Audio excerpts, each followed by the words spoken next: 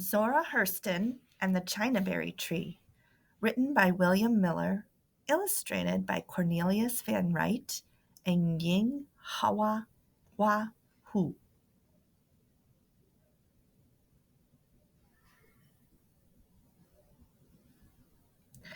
Zora Hurston loved the Chinaberry Tree. Her mother taught her to climb it, one branch at a time. From the tree, she could see as far as the lake, as far as the horizon. Zora dreamed of fishing in the lake, catching bream and catfish in the moonlight.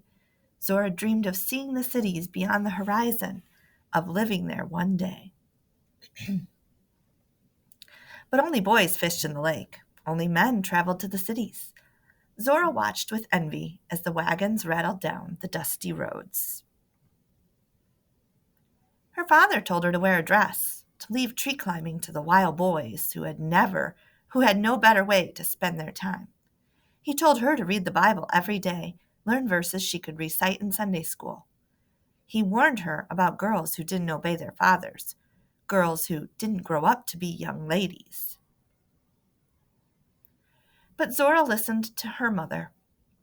She taught Zora that everything had a voice, the trees and rushing wind, the stars in the midnight sky. She taught Zora that the world belonged to her, even the lake and far-off horizon. So Zora went everywhere. She walked into the town store and watched while the men played checkers. She asked questions and more questions until the men taught her how to play. She followed boys to the edge of campfires, listened while their fathers sang about John Henry, a man so strong he swung a 9-pound hammer from dawn till dusk. She learned about Death, the great square-toed one who lived in the West. Death sat on a platform made of palm leaves and ruled with a sword in his hands. Zora learned about Africa, the place where she and her people came from. In Africa, they had been kings and queens, builders of cities that stood for thousands of years. They worshipped gods who ruled the sky, the mountains and rivers, the stormy sea. One morning, Zora's mother didn't feel well. She told Zora not to worry, that soon she would be well again. She told Zora to go outside and play and to climb her favorite tree. But Zora couldn't play. She saw how tired her mother was. She saw the pain in her eyes. Day after day, Zora sat beside her mother's bed, telling her the stories she had heard beside the campfires. Her mother smiled and asked Zora to always remember what she had learned. Stories, she said, kept their people alive. As long as they were told, Africa would live in their hearts. Zora promised to remember.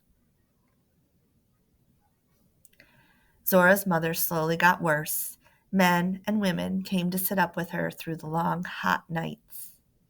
The town doctor came. He gave her pills and shook his head, walked sadly away. Even the root doctor tried his magic. He rubbed snake oil and mustard salve on her face. He burned a tall white candle beside her bed. But nothing worked. Zora was sitting in the parlor when her father told her she would not see her mother again. Zora felt as if she had died. She watched while the old people stopped the clocks, put sheets on the mirror. She watched while the women cried and the men stared at their Sunday shoes. But then she could sit still no more. Zora ran from the house, ran all the way to the Chinaberry tree. She climbed the first branch and the next, climbed almost to the top. A sparrow sang to her in a voice like her mother's. The sparrow told her not to give up, to climb even higher. From the top of the tree, Zora saw again the world her mother had given her. The lake filled with fish, the cities where she would tell people all she had learned beside the campfires. Zora promised her mother that she would never stop climbing, would always reach for the newborn sky, always jump at the morning sun.